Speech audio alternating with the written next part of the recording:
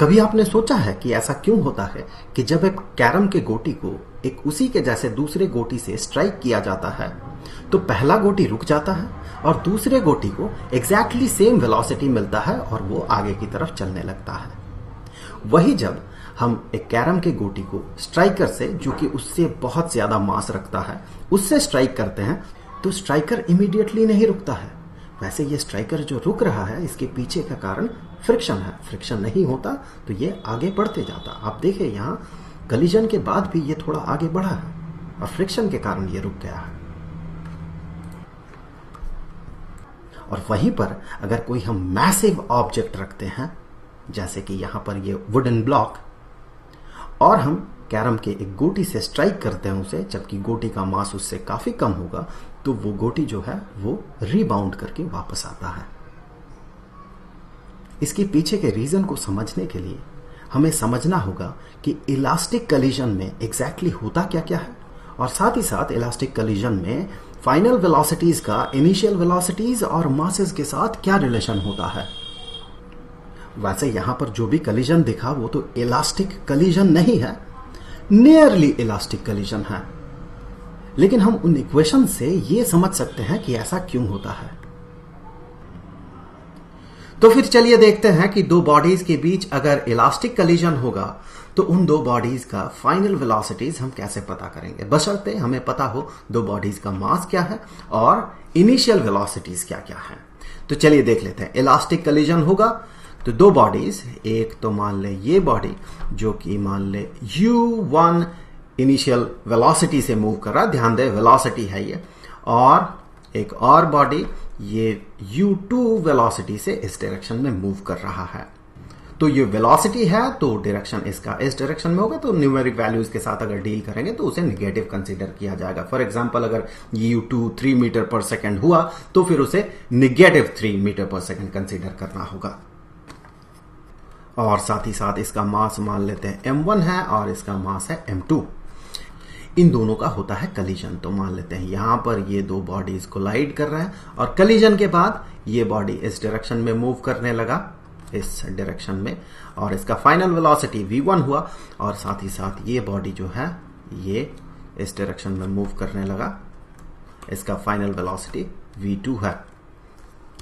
ये v1 और v2 का जो न्यूमेरिक वैल्यूज होंगे उसी से पता चल जाएगा कि इसका मोशन का डायरेक्शन किधर होगा। हम एक आर्बिट्ररी सिचुएशन कंसीडर कर लेते हैं कि ये इस डायरेक्शन में मूव कर रहा और ये वाला इस डायरेक्शन में। अगर v2 निगेटिव होगा इसका मतलब v2 इस डायरेक्शन में होगा। अगर v1 का वैल्यू पॉजिटिव आता है तो इसका मतलब होगा v1 इस डायरेक्शन में होगा। सो साइन पे ध्यान रखें, जो भी रिजल्ट होगा उसी से हम तय कर पाएंगे कि डायरेक्शन किधर होगा।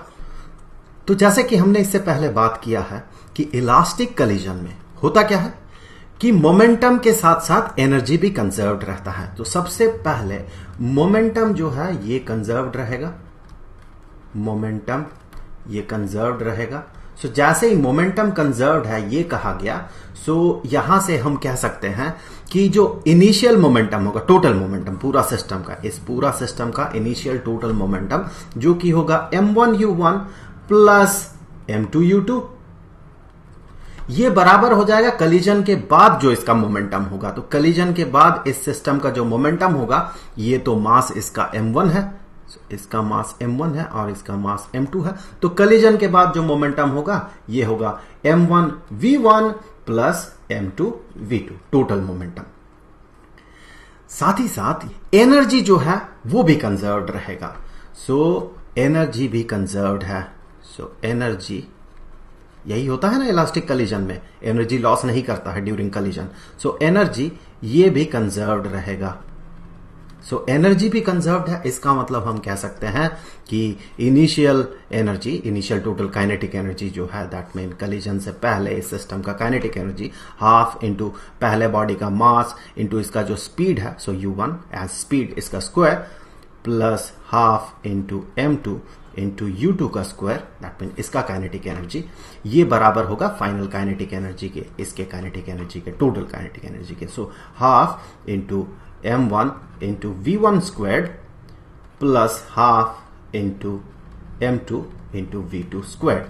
सो यहां से आप अगर इक्वेशन के दोनों साइड को 2 से मल्टीप्लाई करते हैं तो यहां 2 से मल्टीप्लाई करने से ये सारे हाफ्स जो हैं वो कैंसिल हो जाएंगे। साथ ही साथ आप m1 वाले टर्म्स को अगर एक साथ लाते हैं सो यहां से आप पाएंगे कि m1 u1 squared minus m1 v1 squared, इसे अगर हम इस साइड में ट्रांसपोज करके ले जाते हैं तो पॉजिटिव टर्म निगेटिव हो जाएगा। That is equal to m2 v2 squared minus m2 u2 squared. इस टर्म को हम इस साइड में भेज रहे हैं। सो यहां से आगे अगर आप इस साइड से m1 को कॉमन आउट करते हैं तो आपको ब्रैकेट के अंदर मिलेगा u1 squared minus v1 squared, और इस साइड से अगर आप m2 को कॉमन आउट करते हैं तो आपको ब्रैकेट के अंदर मिलेगा v2 squared minus u2 squared. सो यहां से आप क्या करें, इसे स्प्लिट कर ले। हमें पता है a squared minus B squared is equal to a minus B into a plus B. उसी लॉजिक से हम यहां कह सकते हैं कि ये बराबर हो जाएगा m1 into u1 minus v1 into u1 plus v1, और इस साइड में भी वही करें m2 into v2 minus u2 into v2 plus u2। अब देखिए ये जो दो टर्म्स हैं ये और ये दो टर्म्स आपको यहां से मिल जाएंगे। कैसे मिलेंगे, यहां से अगर हम आगे बढ़ते हैं तो हम यहां से अगर m1 वाले टर्म को एक साथ रखते हैं m1 u1 minus m1 v1, इसे ले जाएं इस तरफ, is equal to m2 v2 minus m2 u2, इसे आप ले गए इस तरफ, कॉमन आउट करते हैं इस तरफ से m1 को। सो m1 को कॉमन आउट करने के बाद हमें मिला यहां से ब्रैकेट के अंदर u1 माइनस v1, और इस साइड में हमें मिला m2 को अगर कॉमन आउट करते हैं ब्रैकेट के अंदर v2 माइनस u2। यहां से देखे ये, चलिए ये हो गया मान ले इक्वेशन 1 और ये है इक्वेशन 2। हम क्या करेंगे, इक्वेशन 2 को इक्वेशन 1 से डिवाइड कर देंगे। जैसे ही डिवाइड करेंगे देखिए ये डिवाइडेड बाय ये, तो ये तो कैंसिल हो जाएगा, और ये expression divided by this one, तो ये कैंसिल हो जाएगा, तो बचा हुआ रहेगा ये, that is equal to this one. So आगे बढ़ते हैं, dividing equation 2 by equation 1। So dividing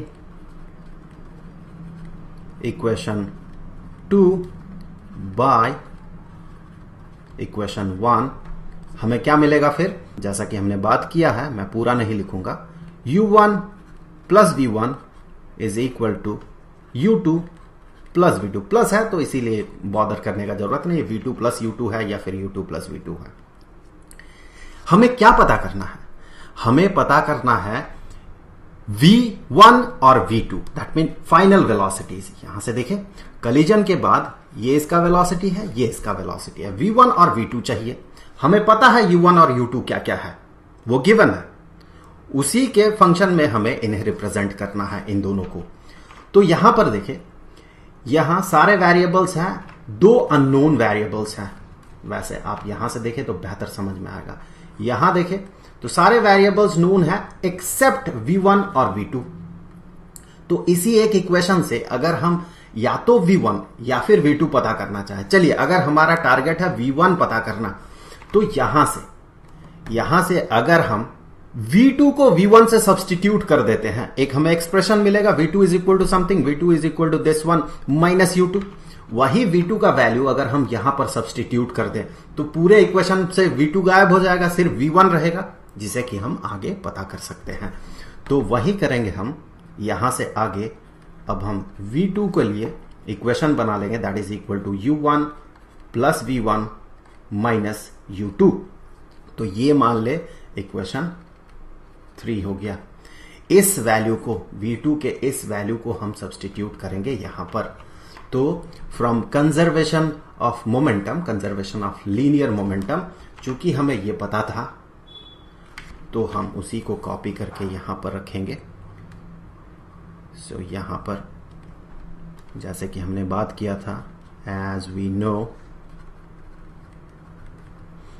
तो यहां पर v2 के जगह वो वैल्यू अगर हम सब्सटीट्यूट करते हैं तो हमारे पास क्या रहेगा, देखिए m1 u1 plus m2u2 is equal to m1v1 plus m2 into v2। So v2 की जगह अब हम इसे सब्सटीट्यूट करेंगे, इसे रखेंगे वहां पर। तो पहले m2 के साथ इसे मल्टीप्लाई करेंगे, फिर इसे मल्टीप्लाई करेंगे, फिर इसे मल्टीप्लाई करेंगे। सो m2u1 plus m2v1 minus m2u2। हमें क्या पता करना है? v1 पता करना है अभी। तो सारे v1 वाले टर्म्स को अगर हम एक साथ रखते हैं, तो मान लेते हैं इस राइट हैंड साइड वाले टर्म को इधर और लेफ्ट हैंड साइड वाले टर्म को अगर इधर रख लेते हैं बिना साइन चेंज करते हुए, तो हम ये कह सकते हैं ना कि दिस वन, ये वाला, ये बराबर हो जाएगा m1u1, इसी को लिखते हैं, प्लस m2u2 के। तो इसे मैं यहां से काट देता हूं, उसी को हमने उधर लिखा। अब सारे v1 वाले टर्म को अगर लेफ्ट हैंड साइड में रखते हैं, तो देखिए यहां से v1 को अगर कॉमन आउट करते हैं, तो हम चूज करेंगे इस टर्म को और इस टर्म को। तो यहां से ब्रैकेट के अंदर रहेगा m1 प्लस m2, जो कि बराबर होगा, यहां से देखिए इसे लिखना होगा हमें, m1u1 प्लस m2u2। अब इसे ले जाते हैं उधर, माइनस m2u1, इसे ले जाता हूं उधर, सो प्लस m2u2। तो फिर यहां से आगे बढ़ते हुए हम ये कह सकते हैं कि v1 into m1 plus m2 is equal to, यहां से देखें हम चूज करेंगे u1 वाले टर्म्स को एक साथ पहले। सो m1 minus m2 u1 plus, इन दोनों को एक साथ रखेंगे तो 2 इंटू m2 इंटू u2। सो फिर हम कहेंगे ये जो v1 है ये बराबर हो जाएगा m1 minus m2 divided by m1 plus m2 into u1 plus 2 into m2 divided by m1 plus m2 into u2। तो ये हमें मिल गया फर्स्ट ऑब्जेक्ट का फाइनल वेलोसिटी। इसी तरह से सिमेट्री से आप कह सकते हैं कि जो v2 होगा वो कितना होगा। वैसे v2 पता करने के लिए हमें क्या करना होता है, यहां पर जहां हमने v2 के लिए एक्सप्रेशन बनाया था वहां v1 के लिए एक्सप्रेशन बनाएंगे और v1 को सब्सटीट्यूट कर देंगे v2 से। तो आप यहां पर सिमेट्री से कह सकते हैं कि ये जो v2 होगा ये किसके बराबर होगा, यहां पर m2 माइनस m1 हो जाएगा divided by m1 plus m2, और जहां u1 है यहां पर u2 हो जाएगा प्लस 2 इंटू m2 की जगह m1 हो जाएगा और m1 प्लस m2 डिनोमिनेटर में, और जहां u2 है वहां पर u1 हो जाएगा। सो ये रहा फाइनल वेलोसिटी सेकंड ऑब्जेक्ट के लिए। तो इस तरह से हमने फाइनल वेलोसिटी दोनों ऑब्जेक्ट्स का पता कर लिया। और जैसे कि हमने वीडियो के शुरुआत में बात किया था कि दो ऑब्जेक्ट्स का मासेस अगर सेम हो तो फिर फाइनल वेलोसिटीज क्या होंगे। हमने बात किया था ना कि दो गोटी है कैरम बोर्ड का, दोनों का मास सेम है, तो एक से दूसरे को स्ट्राइक करते हैं। अगर दूसरा वाला रुका हुआ होता है तो पहला वाला रुक जाता है और दूसरा वाला उसी वेलोसिटी से पहले वाले के वेलोसिटी से चलने लगता है। अब इसी को अगर हम यहां पर एक केस कंसीडर कर लेते हैं और समझने का कोशिश करते हैं मैथमेटिकली ये क्या बनेगा। सो हम कंसीडर करते हैं केस 1 कि m1 और m2 जो है ये दोनों सेम है, तो फिर क्या होगा फाइनल वेलोसिटीज। यहां पर मैं आपको बता दूं, जैसे कि हमने कंसीडर किया था कि सेकंड बॉडी जो है, सेकंड गोटी जो है कैरम बोर्ड का, वो रुका हुआ है। यहां पर कंसीडर करेंगे दोनों चल रहा है। वैसे जब दोनों चलता है तो होता यह है, मैं यहां आपको बता दूं कि एक बॉडी इस डायरेक्शन में मूव कर रहा है और दूसरा बॉडी, दोनों का मास अगर सेम हो, दूसरा बॉडी इस डायरेक्शन में मूव कर रहा है। इसका वेलोसिटी अगर u1 है, इसका वेलोसिटी अगर u2 है, तो आफ्टर कलिजन सो कोलाइड करने के बाद जब ये मूव करने लगते हैं तो दोनों का मास सेम होने से होता यह है कि दोनों का वेलोसिटीज इंटरचेंज्ड हो जाता है। अब ये u2 वेलोसिटी से मूव करता है और ये u1 वेलोसिटी से मूव करता है। यही तो उस केस में भी हुआ था, एक रुका हुआ था और दूसरा चल रहा था इस डायरेक्शन में, मान ले v वेलोसिटी से। तो फिर टकराने के बाद हुआ ये रुक गया और ये जो है दूसरा वाला वही v वेलोसिटी से चलने लगा। इसका जो वेलोसिटी था ये तो जीरो था, इसका वेलोसिटी मान ले v डैश था, तो v डैश ये जीरो था। यहां पहले वाले का अब वेलोसिटी जीरो हो जाएगा और दूसरे वाला जो है वो v वेलोसिटी से मूव करेगा। सेम चीज है, बेसिकली जनरल टर्म में हमें ऐसा कहना चाहिए। सो यही रिजल्ट हमें मिलेगा जब m1 is equal to m2 होगा। चलिए देख लेते हैं। m1 is equal to m2 अगर होता है तो फाइनल वेलोसिटी जो है पहले बॉडी का फाइनल वेलोसिटी, तो ये पहले बॉडी का फाइनल वेलोसिटी जिसे कि दूसरे बॉडी का इनिशियल वेलोसिटी के बराबर होना है, और ये दूसरे बॉडी का फाइनल वेलोसिटी जिसे कि पहले बॉडी का इनिशियल वेलोसिटी के बराबर होना है। चलिए देख लेते हैं। सो यहां पर v1 इसी फॉर्मूले के हिसाब से हम देखेंगे v1 इज इक्वल टू यहां m1 माइनस m2, दोनों का मास तो सेम है, ये तो जीरो बन जाएगा, तो पूरा का पूरा ये एक्सप्रेशन जीरो बन जाएगा। अब यहां पर देखें 2 इंटू m2 की जगह आप m सब्सटीट्यूट कर दे, दोनों का मास तो सेम है, दोनों ही m है, so 2 into m divided by m plus m that is 2m, so 2m divided by 2m that is equal to 1, so ये बराबर हो जाएगा u2 के, u2। सिमिलरली यहां पर भी आपको वही मिलेगा कि ये तो जीरो हो जाएगा और यहां भी ये 1 बन जाएगा, सो ये u1 के बराबर हो जाएगा। सो यहां से आप कह सकते हैं कि v2 जो है ये u1 के बराबर हो जाएगा। सो यही रीजन है कि कैरम बोर्ड का एक गोटी अगर रुका हुआ रहता है और सिमिलर मास के गोटी से हम उसे स्ट्राइक करते हैं तो ये जो दूसरा वाला बॉडी है पहले वाले बॉडी के वेलोसिटी से मूव करने लगता है और पहला वाला रुक जाता है। अब दूसरा कंसीडर करते हैं। सो केस टू कि जब स्ट्राइकर टकराएगा गोटी से, सो यहां पर ये स्ट्राइकर है, स्ट्राइकर का मास m1 और ये जाके टकराएगा एक गोटी से, सो यहां पर एक गोटी से ये टकरा रहा है, गोटी का मास m2, सो इसका मास m2 और ये मान ले कि u1 वेलोसिटी से मूव कर रहा है और गोटी तो रुका हुआ था, तो चलिए मान लेते हैं कि इसका जो वेलोसिटी है ये वेलोसिटी u2 ये जीरो के बराबर है, ये तो रुका हुआ था। टकराने के बाद हमने देखा था कि ये जो है ये रुकता नहीं है, ये रुकेगा नहीं, ये आगे बढ़ते जाएगा। सो ये जो है इसका कुछ वेलोसिटी रहेगा, सो v1 जो है ये जीरो नहीं होगा, यही हमें देखना है। तो चलिए v1 जीरो नहीं होगा कैसे ये देख लेते हैं। ये जो केस है इसमें हमने माना m1 जो है ये m2 से बड़ा है। इस केस में हमें देखना है v1 ये जीरो क्यों नहीं होगा, जबकि इस केस में क्या हो रहा था, इंटरचेंज हो जा रहा था। इस केस में ये अगर जीरो होता तो ये भी जीरो हो गया था, गोटी का स्पीड, पहला गोटी का जो वेलोसिटी है वो भी जीरो हो गया था, वो रुक गया था जब दूसरा गोटी रुका हुआ था और उसे जाके ये स्ट्राइक कर रहा था।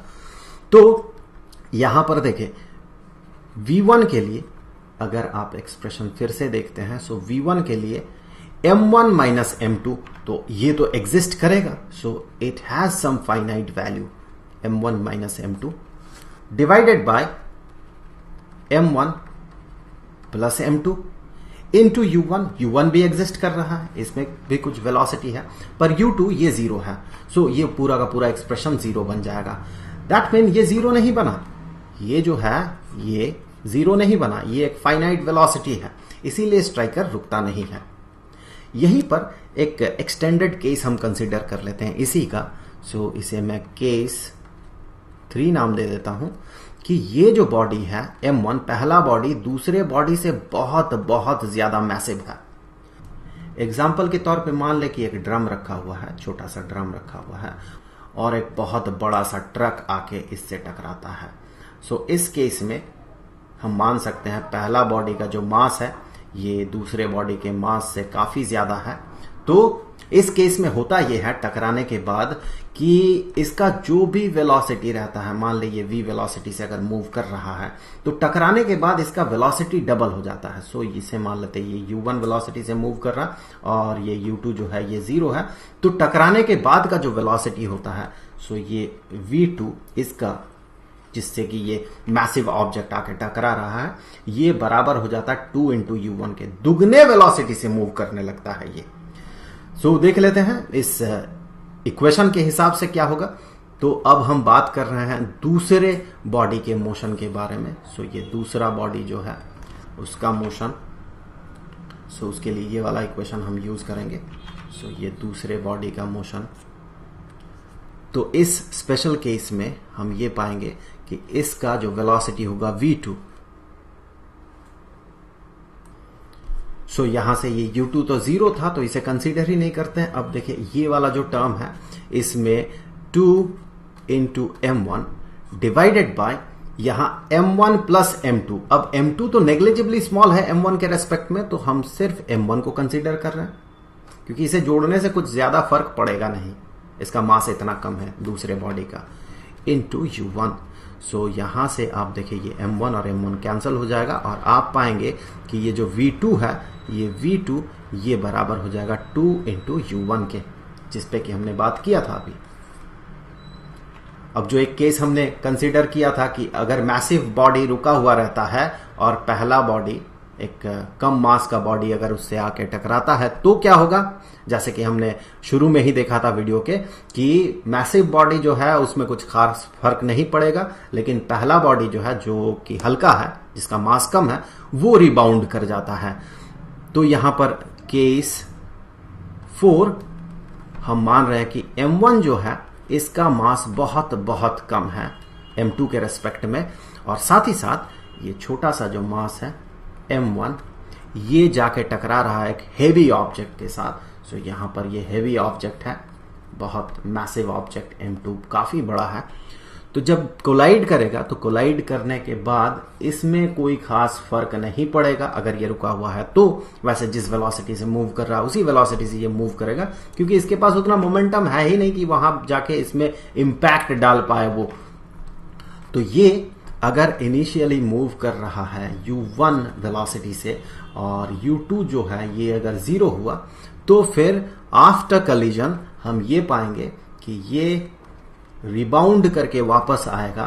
दैट मीन जो इसका फाइनल वेलोसिटी होगा v1 that will be equal to negative of u1। यही तो होता है रिबाउंड, जिस वेलोसिटी से ये मूव कर रहा है उसका मैग्नीट्यूड तो सेम रहेगा, डायरेक्शन बदल जाएगा। सो वेक्टर के सेंस में कहे तो डायरेक्शन अपोजिट हो जा रहा है, हेंस v1 जो है ये नेगेटिव u1 होगा।